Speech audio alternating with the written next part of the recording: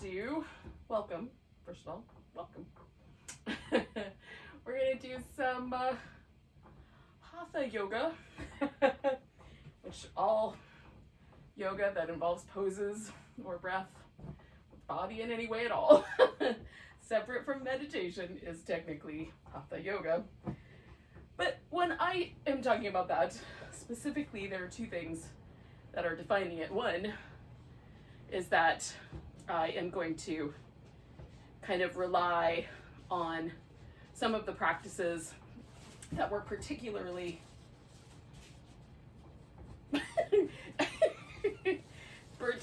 popular during the Middle Ages. So pranayama, breath work, and some of the meditation aspects that involve sort of visualizing. Those were particularly popular when Hatha yoga had its like sort of debut on the world stage, if you will, when it was really being created and conceived, and texts were being written that to this day we're still practicing from. And then the second thing is that we use the word Hatha yoga when there's not another label that really fits. So it's not a flow practice.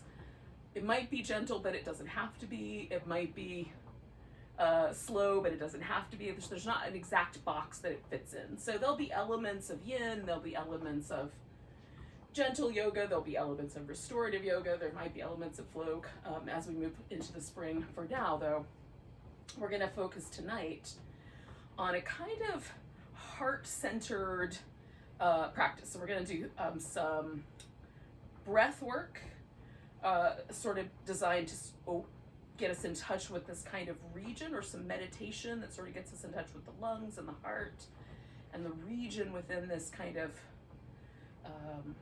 chakra area that sort of affects all of that, the shoulders, the upper back, the arms, the hands as well. We'll do a little bit of mudra work, and we'll do some asana practices as well. So we're going to start with a reclining fish pose. Now you can do this so that the head drops back, which is the more traditional version of the fish, or you can do that where your head is held level, which is what I'm going to do. Now, you can use a pillow, so if you have a pillow that will kind of support your upper back, you're welcome to do that. You can use a rolled up blanket, so you roll it up kind of like a long tube, and that can either go lengthwise if you want your head to be held at the same height, or crosswise if you want the head to be able to fall open and leave the throat kind of exposed, which has its pros and cons. And then the last option would be if you have some actual yoga blocks.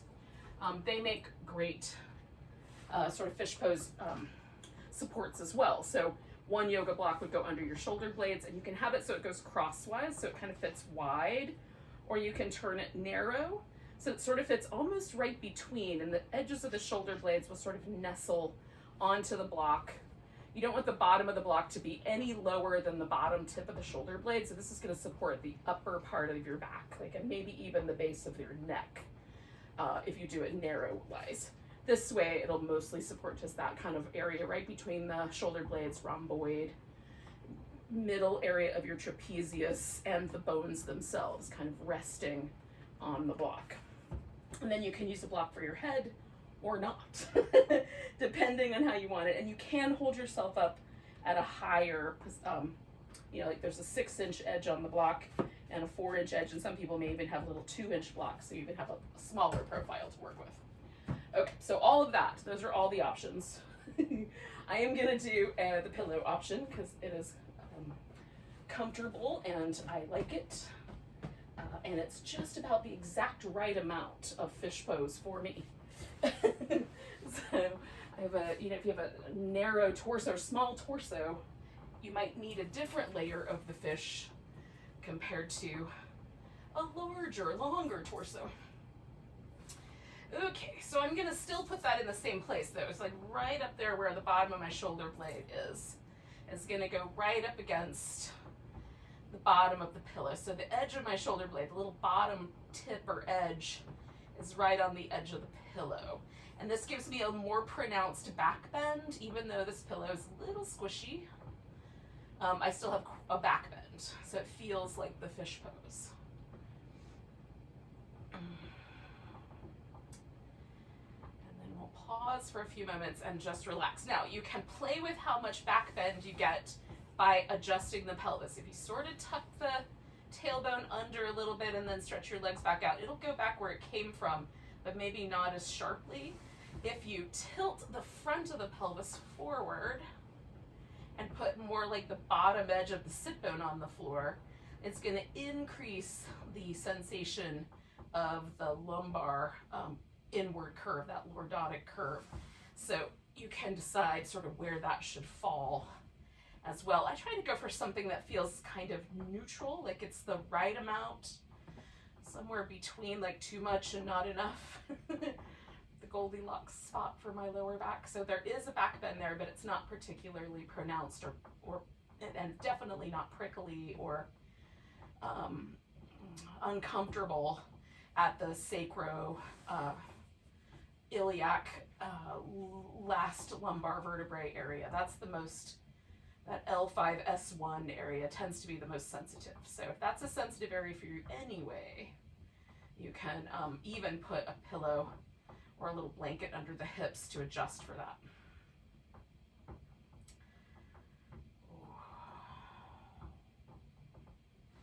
And then we sink in all my futzing with my low back. I slid myself off my pillow a bit. Once you get settled, go ahead and just relax into the shape. Stay for about 2 more minutes. And I'm going to emphasize this kind of lift in the ribs as I'm breathing. And sort of keep my attention on creating as much as I can a kind of fluid, flowing feeling in the ribs as I breathe. I want there to be some movement and some softness in the little muscles that live between my ribs, if I can get it.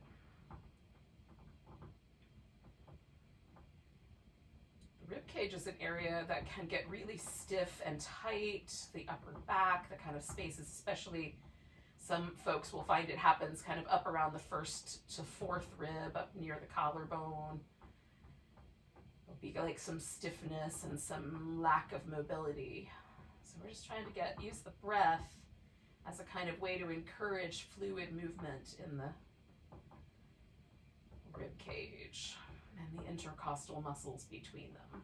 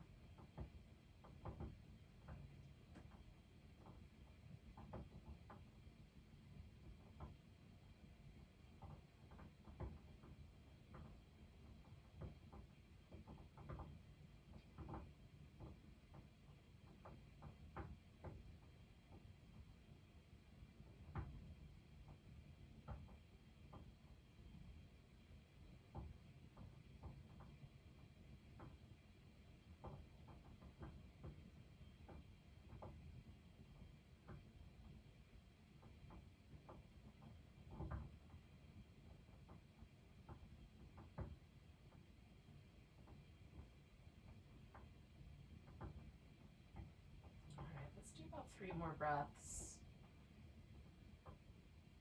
And when lost track of the ribs or movement around the heart, go ahead and bring it on back to that.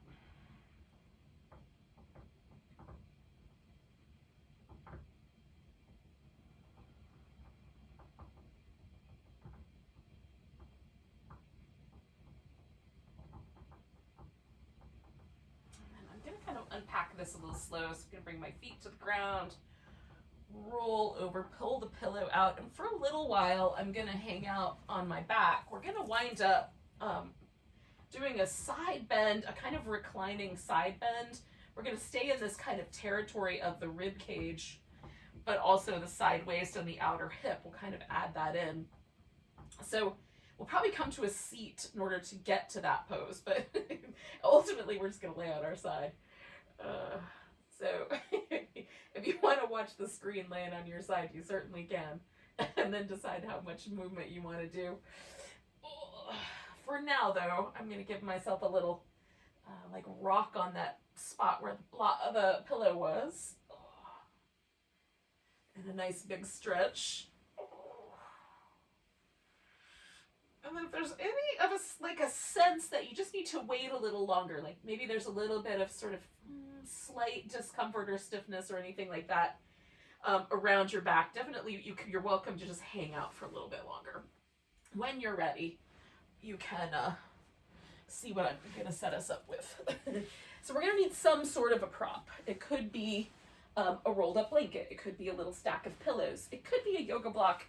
But the yoga blocks tend to be a little firm and kind of pokey, especially in this area, any area where there's a lot of connective tissue. So the ribs, all of the abdominal muscles, our lower back, the areas where there's tons of that tendinal, ligamental kinds of connections is going to be really resistant to sharp pressure. So you might want a block and then a blanket over it so it softens the surface. So again, I'm going to come back to my pillow, and you might want the pillow to be higher, so you might do like a little stack of pillows, or kind of roll the pillows up in a blanket, just so that you can get something that will fit kind of in the side of your waist here. If the greater trochanter of your femur bone, which is this kind of pokey, bony protrusion on the outside of your hip, if that tends to be sensitive when you lay on your side, put something underneath your hip, like a blanket down under your hip, so you'll have something to rest on. Okay, so we're gonna lay sideways over this pillow so that the rib cage is kind of resting on the pillow, and then the head is gonna slope down, and how much is up to you, and I'll show you a couple options in just a second. And then the hip is gonna slope down. So we're gonna get side flexion here of the spine, but mostly because we're holding the center point, the ribs, up. Everything else is kind of draping down towards the ground. Now, the legs you can have bent out front. I like to keep the bottom leg bent and the top leg straight, and I just kind of nestle the bottom leg in anywhere I think there needs to be a little bit of support, just to keep the top knee happy. Then I have this nice long stretch across this outer hip, and you can take the legs further back or further forward to kind of find the right kind of sensation area in this hip for you. And then as for the neck, now this is comfortable for me, like just my arm and my head. And if I want a little bit more, I can put a little blanket in between those two. And that's super comfy. But if for whatever reason this is not comfy, you can take the arm forward and then use like a block or another pillow as a place to rest your head. The spare arm can go overhead or around behind or down the side. And I kind of mix it up depending on what is feeling nice in the moment. Sometimes I'll do a little bit of one and a little bit of another. Now we're going to stay with this guy for about 4 minutes. We'll stay in this little side shape. And again, this area of my ribs is not going to be as pushed around by my lungs. This lung down here is under less pressure, my right lung. So it's going to do most of the job, but I'm going to pay attention to, as much as I can, movement in this sort of left half of my rib cage, whatever side is up for you. It might be your right side. So I'm going to kind of feel out movement. I'm going to try to be as fluid as I can. I want to almost feel like this part of my body is made out of feathers. And every breath is like a little fluff and a little release, a little fluff, a little release. So I'm trying to be as fluid as I can in this sort of center area. That's the imagery I'm projecting out to you. And then you decide if you like that imagery or you want to come up with your own. It could be an ocean if you don't like the feathers.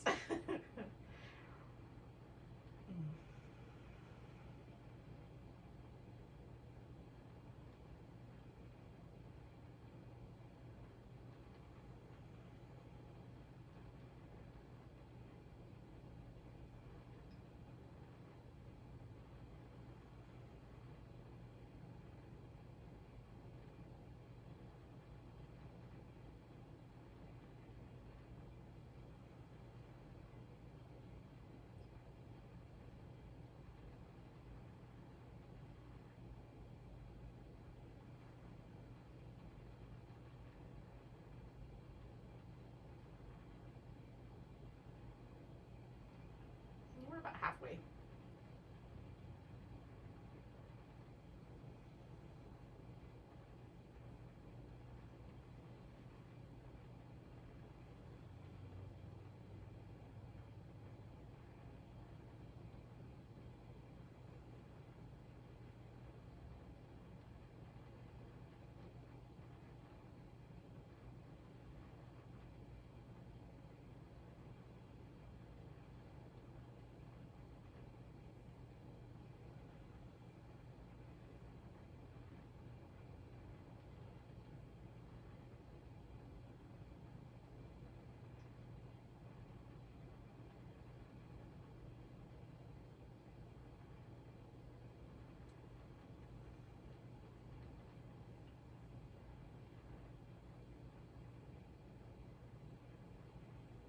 As I'm laying here breathing, I'm noticing like some little bit, like just slightly tender little places in this, kind of like on a diagonal, kind of working down this side where my obliques and my rectus abdominis kind of meet. And so I'm just giving myself like a little, like just with the tips of 2 fingers, just a little kind of massage into that tissue, just to relieve some of that tenderness. Sometimes the fascia can get a little sticky in places and can be a little tender. And then just test it out with a few breaths and see if it feels any softer. Sometimes it does for me.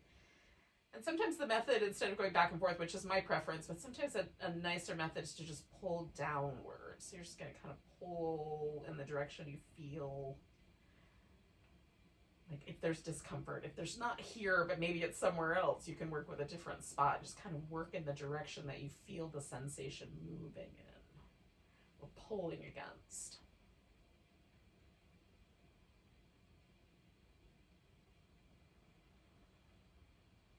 So all that discomfort I was just having is gone now. And this whole area just feels a lot softer and a little more fluid.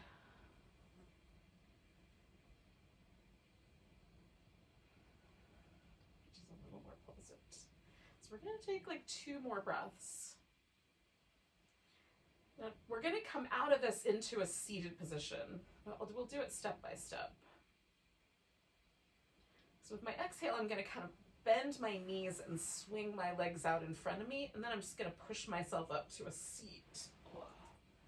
And take my time.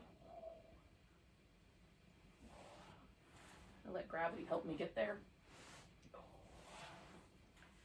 Just for a moment, I'm going to hang out with the seat and just feel. So there's a difference in the sides of my neck. There's a difference in the way my torso feels. A little difference in like the breath feels a little freer on this side now that I'm no longer pulling on it.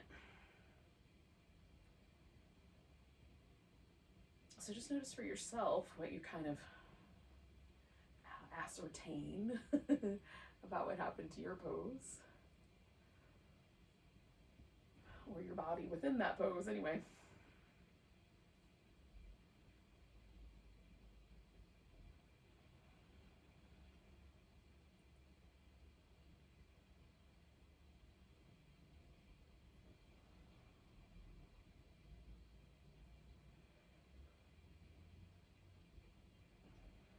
If you're not sure what you're feeling, just pay attention to the breath for a little bit.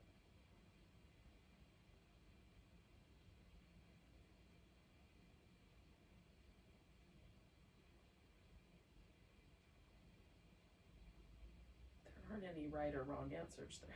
It's just, sometimes it's so subtle, just hard. Like even this arm feels lighter right now. It just can be really subtle. Although when we do the other side, it may no longer feel that way. All right, now to do the other side, I'm just going to move my props over and let the other side rest. So sometimes, you know, one side is a little more sensitive than another. Let me take a couple props with me just in case. And again, I'm going to situate my rib cage on that pillow.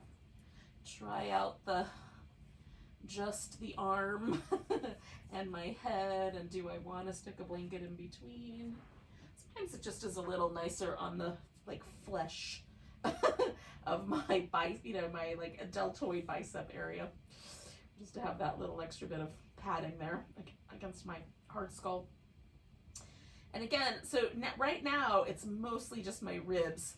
As soon as I extend this top leg, then I add this outer hip to the package, to the picture here. And if I extend the arm up and overhead, I add a little bit more sort of armpit and this upper part of the back of my shoulder. It's kind of outer part where the deltoids, the serratus anterior muscles, some other things kind of live in and around this kind of armpit area. So all that gets added together, and if you want to take off some layers, maybe you have a sensitive shoulder, you can take the arm into a different position so that there's not as many layers of sensation. All right, we'll stay for about 4 minutes. Just breathing and trying to let this side of our rib cage get a little fluffier, a little lighter. And again, just notice the sensations. Right now I don't feel any of that sort of, slightly, I don't know exactly how to describe the sensation. Prickly, maybe, would be the right word. Connective tissue, but who knows? It's early yet. We'll see how the pose evolves.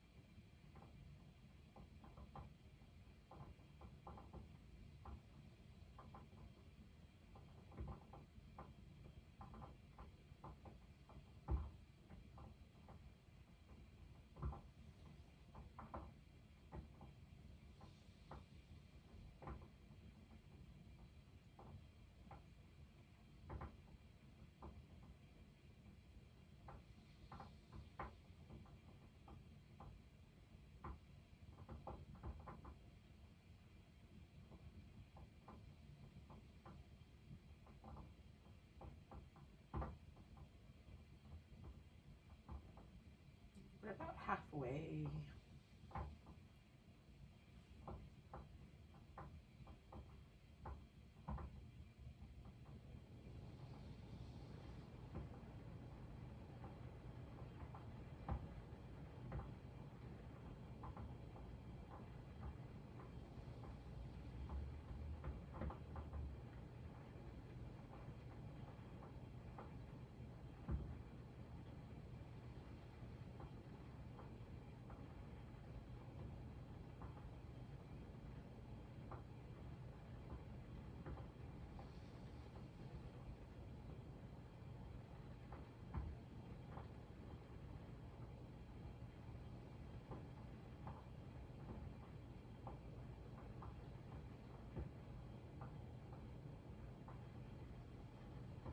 So I've just got a little bit longer here.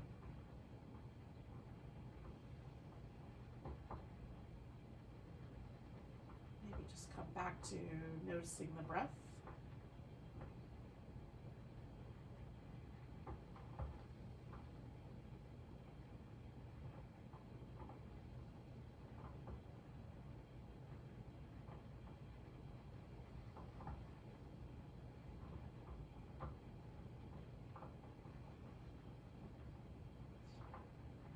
Take one more inhale, and then with the exhale, we'll do that kind of slow push up from this pose.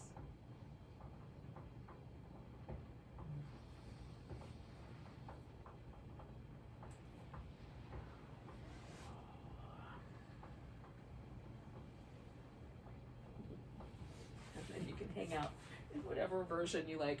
Just come to a loose cross-legged position and kind of try to notice. So now that I've done both sides of my neck, what happened, right? Now that I've done both shoulders, what happened?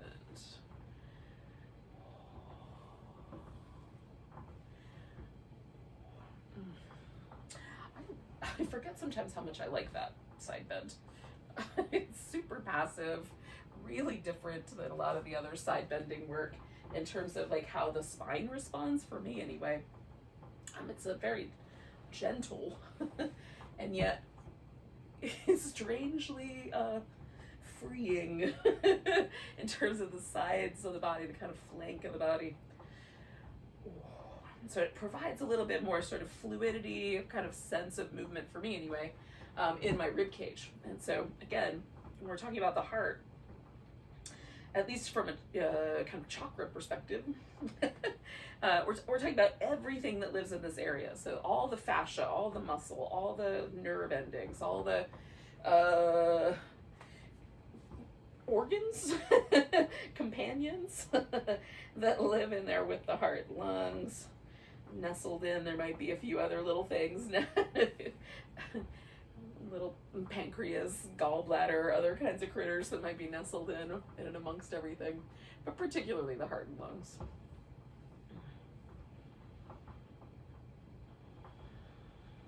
Do people call their organs critters?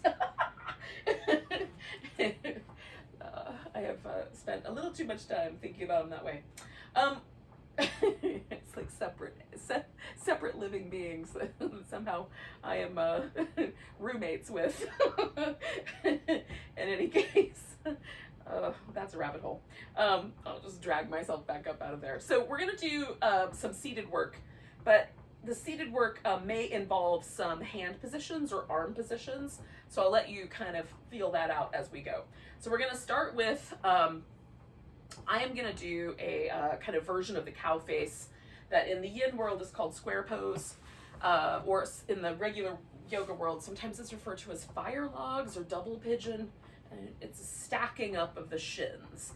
Now, if you don't wanna do this version, you can do the cow face version, or you can do a pigeon pose instead, or if you want, you can lay on your back and bring your legs into this position. The important part is gonna be kind of a combination of what I'm gonna do with my hips, which is mostly passive, and what I'm gonna do with my arms, which is a little bit more active. Now for this one, the more traditional thing to do is for one arm to go over the top and one arm to go around the back, and then you try to find the position where the hands can clasp together. And if you're like me and that's ridiculous, then you might employ a strap so that you can bridge the gap between the two. Now, instead, what I'm gonna invite us to do is to put one arm on the bottom, one arm on the top, and wrap in a more kind of eagle shape. So we're broadening the upper back instead. So that's up to you. And I'm gonna do this like for 6 or 7 breaths.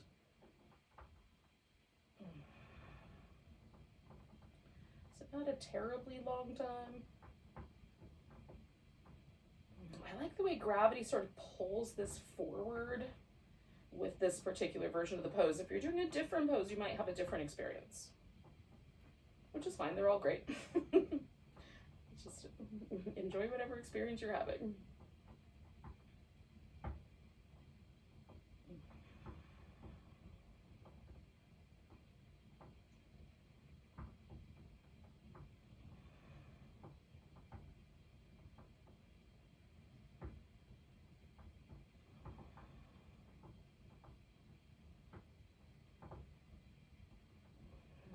release the arms, and I'm gonna just put my left arm, which is the leg that's on top, up behind my back.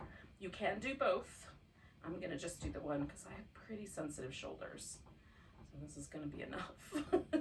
So now I'm broadening the chest, right? So I'm gonna take this collarbone and just move it out that direction. Kind of try to open up the space around my first and second rib and the front of my shoulder. And that may necessitate like a little bit of a hand movement in order to open that up. My hand is down by my waist rather than up by my shoulders.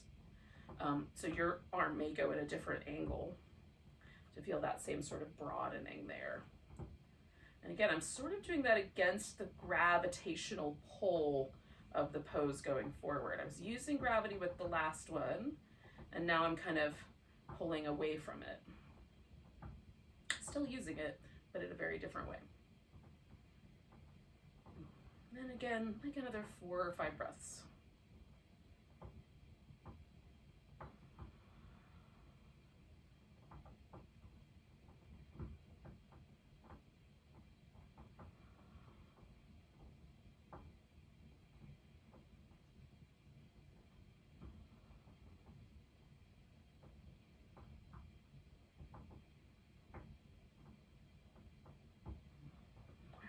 Big inhale,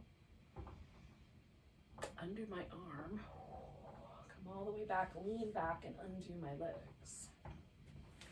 And I'm just going to take a moment and sort of ease into where that left me.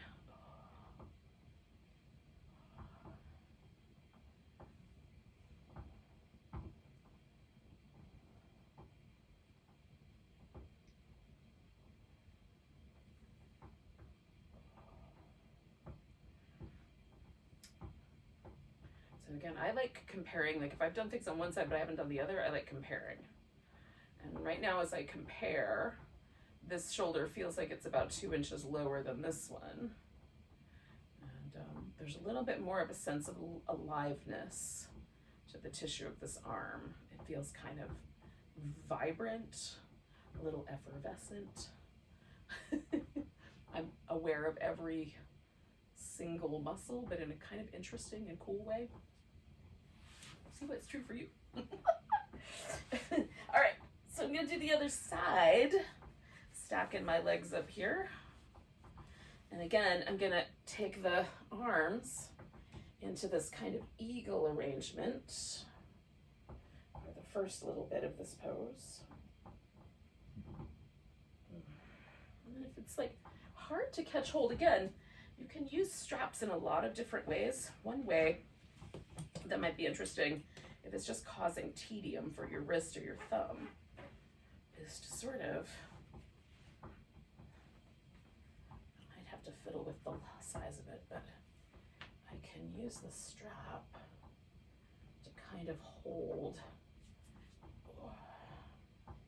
my arms. So, okay, I'll have to tighten it up.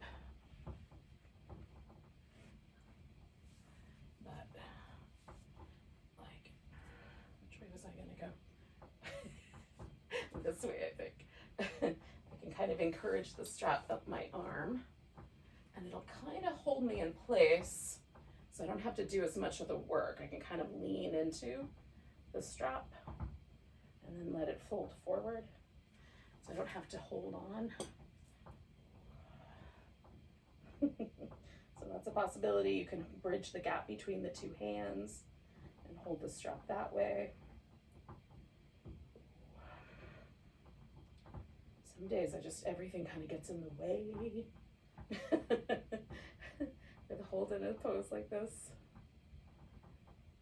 I'm gonna do 2 more breaths.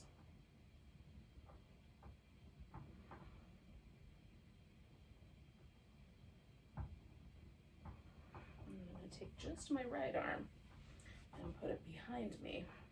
And again, I'm gonna try to broaden kind of the length of that collarbone. I'm lifting a little bit against the kind of forward tug of gravity here.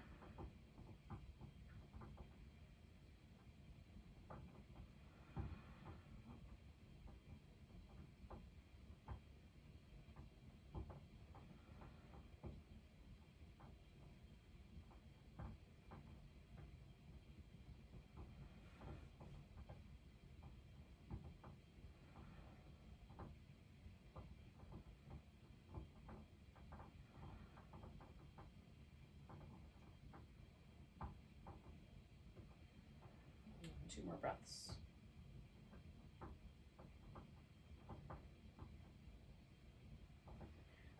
I'm gonna free that arm. Exhale, free my legs.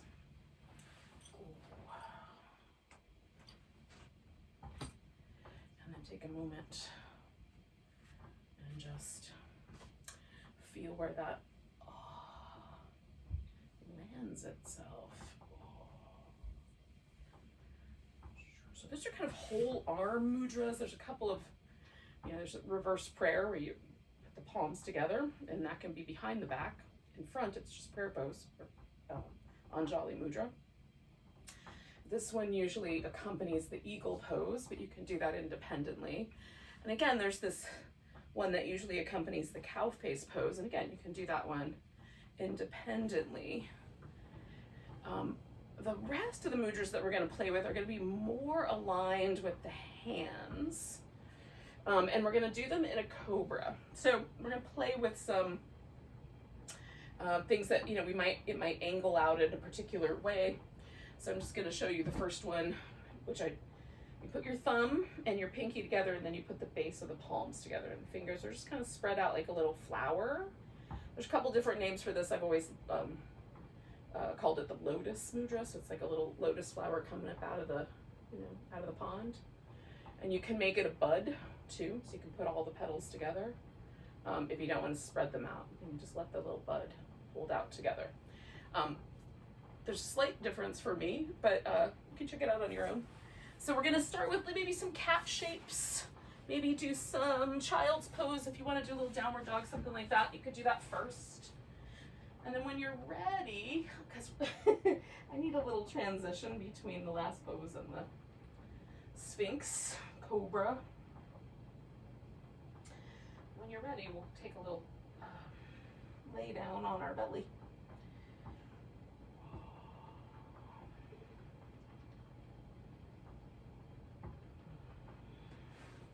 We'll start with some Cobra.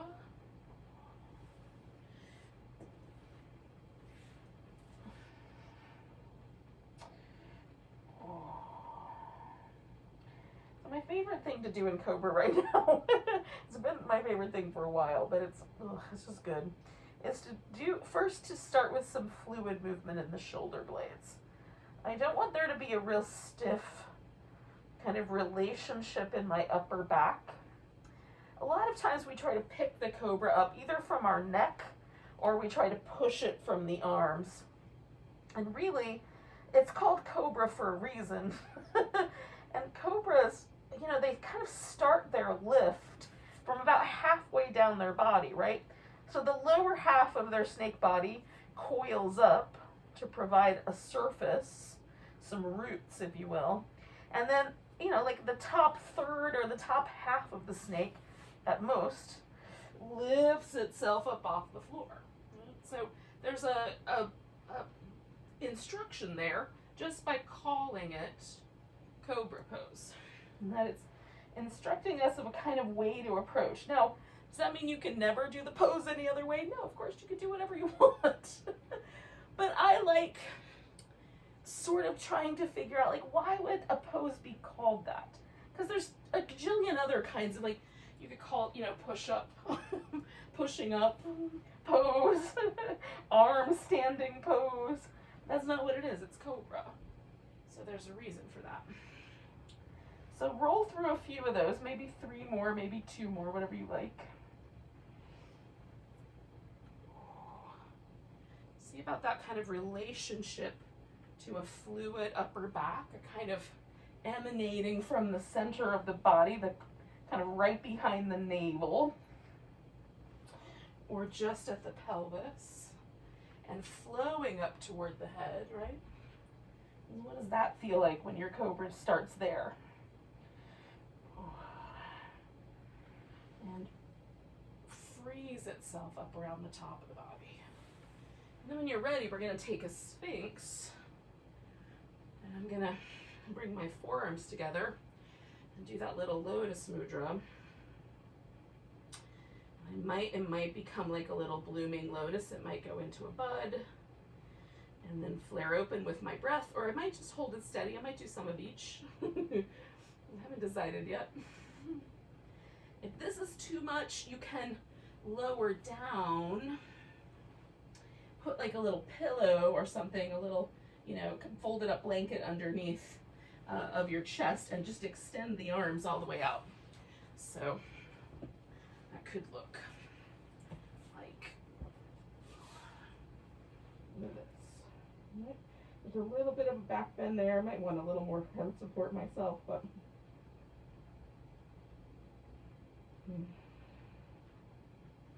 still a back bend, just super mild. Whereas for me, this little Sphinx, my elbow is forward of my shoulder a little bit, and then clearly my elbows are touching.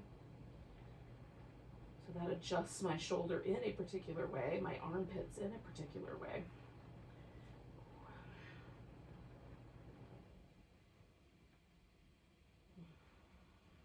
We'll stay for, 7, 8, 9 breaths, somewhere in that range.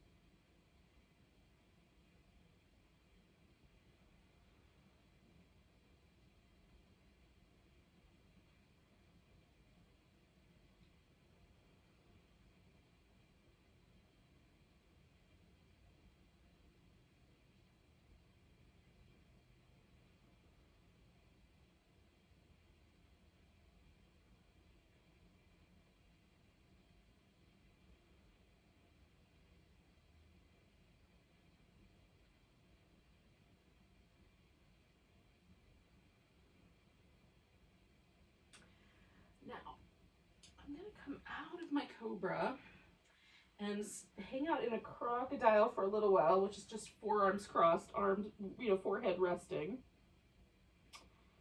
And then it's going to turn into child's pose, but in a moment.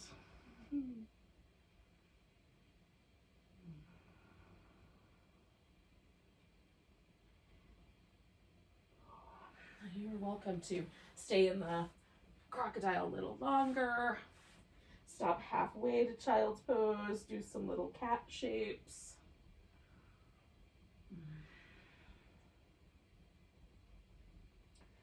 A little downward dog or a dolphin.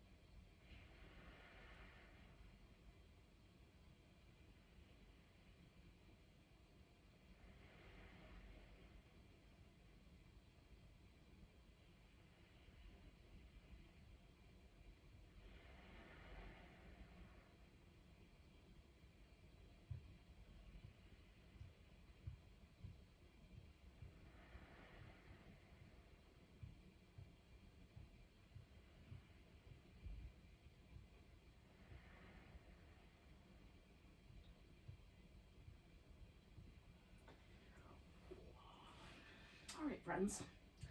Now, we are going to do a dolphin pose. And a dolphin is like a downward dog, but with the forearms on the ground. So you are welcome to leave your knees on the floor and just sort of come forward and back from a kind of modified plank with the forearms. Or you can tuck the toes and lift the feet.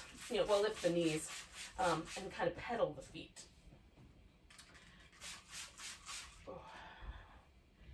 And there's a possibility for it to just be static, or you can kind of float forward and float back, so that there's a little bit of a shoulder opener to that.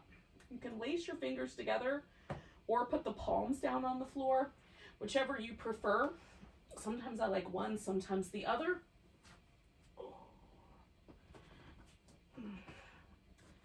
Sometimes I like a wider stance with my feet, sometimes a little closer together, so you can test that out as well.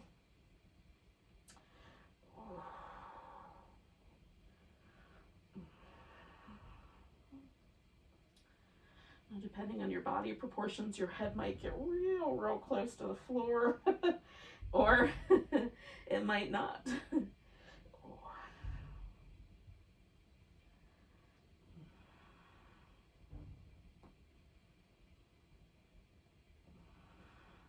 Do 2, maybe 3 more breaths.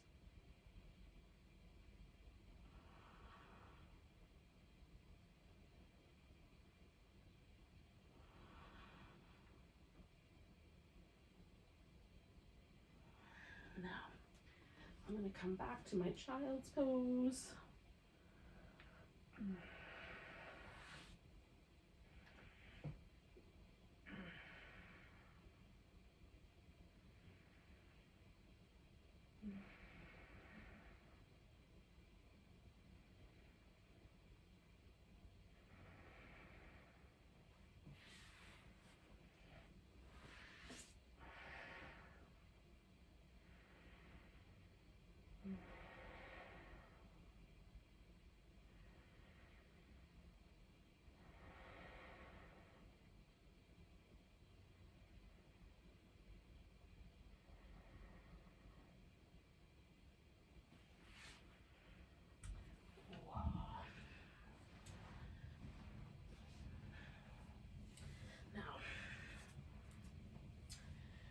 You can come to a seated position, you can lie down.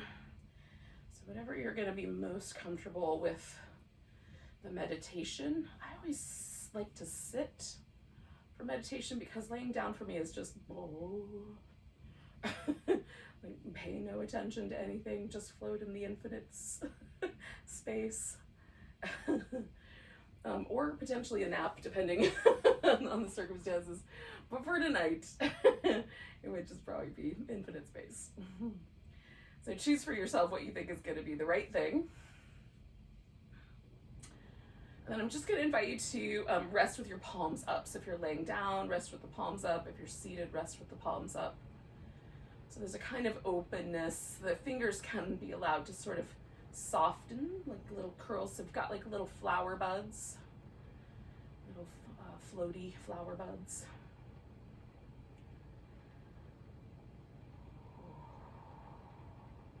So there's a acupuncture meridian line. It goes through the pinky and comes up through the armpit. And that is the heart meridian. And then there is a separate meridian line for the pericardium, which is the kind of connective tissue sac around the heart. A study was done in Germany. I'm trying to think, it was either 1997 or 2007. I think it was 97. And they were studying the number of photons that were produced by the average beating human heart. So photon is a wave movement of light, right? So everything is measured in light waves at some point. So they were measuring the photons created by the heartbeat. And they found that there was like an average, and I'm gonna mess up the numbers, but the average was something like 80 photons a minute created by the average human heart. And then they divided the group into two, one control group that kept going with just do your normal thing. And the other group was given meditation, where they meditated specifically on the heart and on giving out love, like engendering feelings of love and projecting those out into the world. So thinking about the world with love. And after, I think it was 3 months, again, it's been a while since I've read the study. I'm sure you can find it. It was in Germany, the University of Kassel, I think, Kassel. In any case, the participants who had done the meditation increased the number of photons that came from their heart by something like 100,000 or something crazy like that, a crazy number. 10,000. Wild. So the takeaway was that there is literally more light that you generate when you engender or practice compassion, practice love. Now, I love these kinds of little pieces of information, but even setting that aside, there might be other benefits to sitting with your heart and engendering it with feelings of love and compassion. So we'll give it a whirl. So first, I like to just picture the heart and the heart chakra specifically. So a chakra is just a medieval model for the experiences that we have around the heart, right? So we have, when you feel love, there's this kind of melting, opening, kind of liquidy sensation that you feel around the heart, however you would describe that. Those are my words. So when you create feelings of compassion, there is a sensation that is located in this area. And based on the study in Germany, clearly something's also happening with the actual heart itself.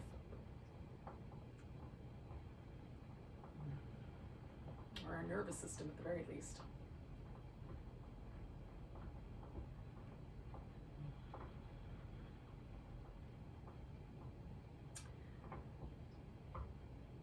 And just notice what you pictured. So my picture is I'm actually seated in a cave. And the cave is made up of all of these emerald jewels. There's a nice kind of soft surface upon which I gaze out on the entire world and the universe beyond. So there's, rolling hills and little towns, little lights. There's the night sky. There's all this. That scene is what lays out before me in my brain. In your brain, maybe there's just a color or nothing, but whatever you saw, or maybe you saw the physical heart itself. That's really beautiful too. So just notice what you see. You can borrow any of those that I just mentioned if you want to borrow one of those images. And then from wherever that is, imagine a kind of endless well of love, and not love in the romantic sense, but love in the sense of the way that we feel about, family members, divine love, however you want to define that, but beyond romance, right? The kind of enduring, fully accepting, no holds barred, no conditions love. Maybe you only feel it for a puppy, but that love. Feel that love, right? And imagine that love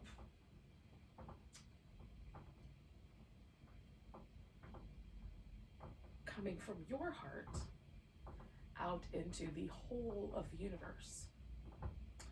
And then it circles back from whatever the divine source that you feel is yours to you.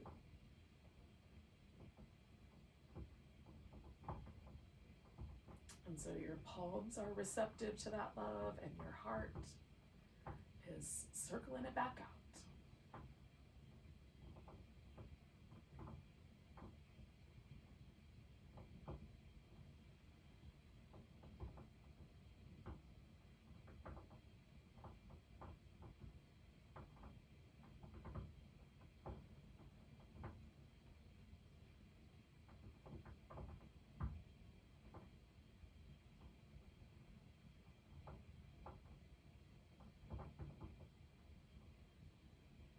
helps to sort of imagine or feel, you know, bring into your mind the relationships that you have that sort of uncomplicated, pure, accepting love. Bring those in. If the relationships in your life you want to feel that toward, but have been complicated this week by life and conditions, set all that aside and let God, whatever you think of that as, just let that love come pouring into you and through you. Just fill you up. Maybe your cup needs to be full before you can give out anymore.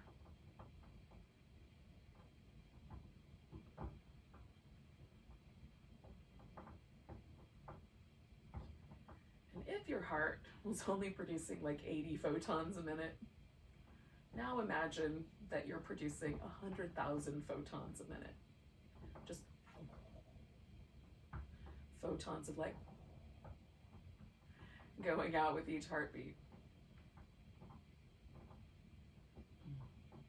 Just in rippling waves of light.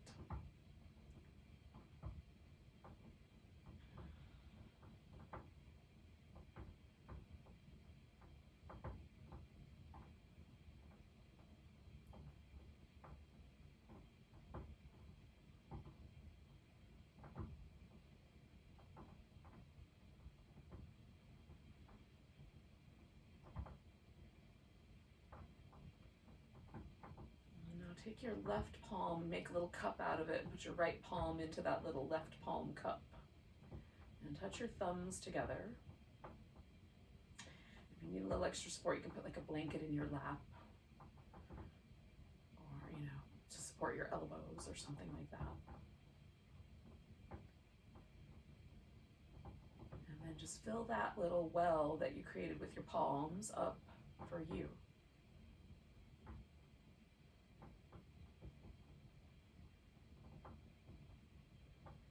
Feel that love for yourself. Can you fully accept yourself with all of your humanness,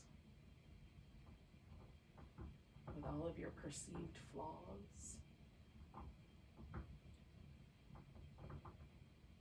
Can you just love yourself as you are?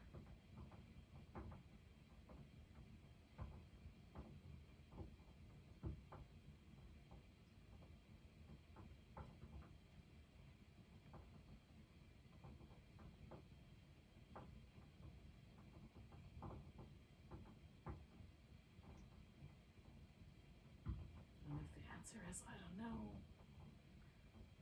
Ask yourself, what if I could? What if it would be okay to do that?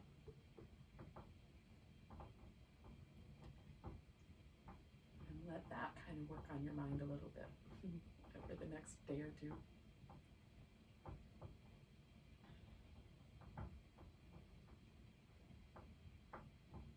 You can stay with the meditation posture, or you can come to a relaxation. I'm going to do a relaxation posture.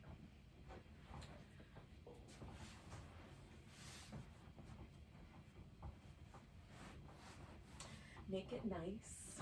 Give yourself a little nest, some blankets, whatever you like. Oh, sorry, bud.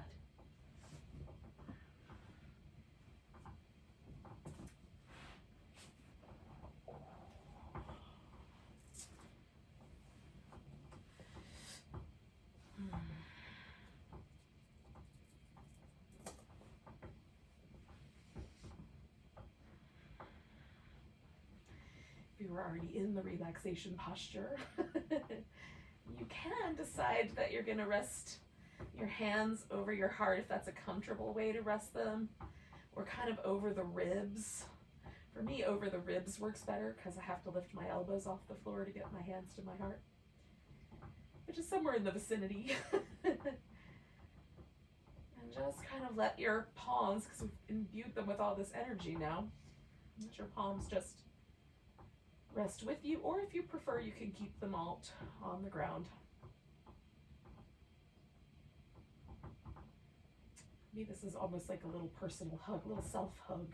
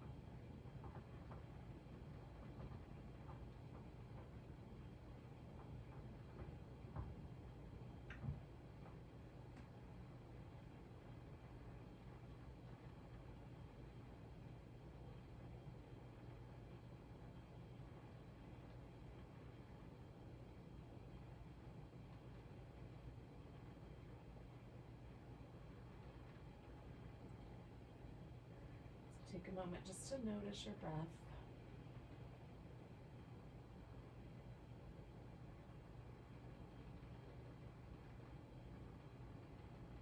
Just circling back around to where we started. Can you feel the sort of fluid movement of the ribs around the breath?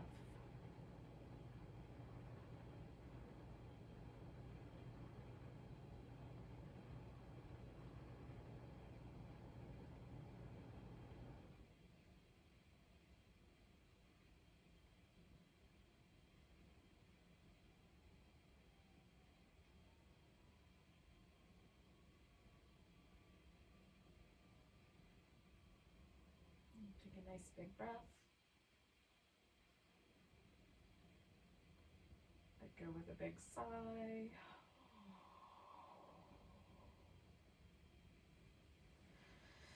Give yourself a stretch.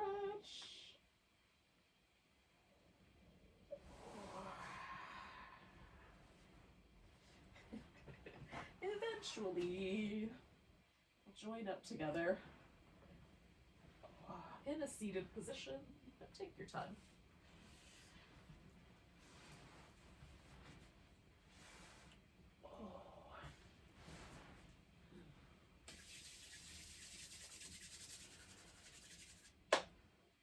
So from my heart to yours, nice big breath.